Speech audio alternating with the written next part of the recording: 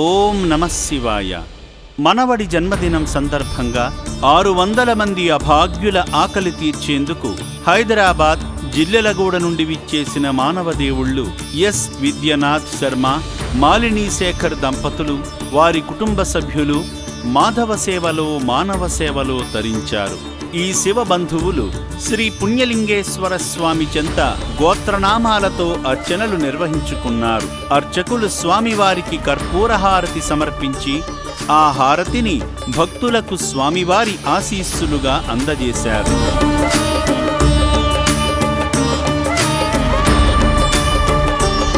ఆలయంలో జరుగుతున్న హోమంలో పాల్గొని పూజలు చేసి శివయ్య కృపకు పాత్రులయ్యారు.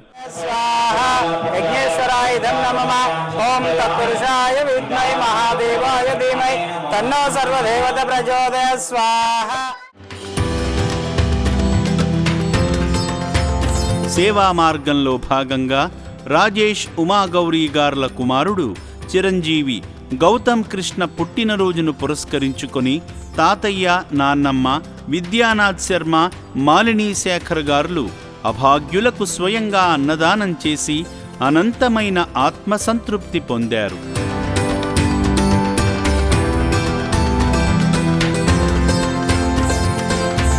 మనవడు బాగుండాలని అభాగ్యుల ఆకలి తీర్చిన సేవామూర్తి విశ్వనాథ్ శర్మ గారి కుటుంబాన్ని ఆ శివయ్య సదా రక్షించాలని అమ్మా నాన్న అనాథాశ్రమం కోరుకుంటుంది. మాకు చేతనైనంత వరకు మేము చేయగలిగినంత వరకు చేస్తున్నాము.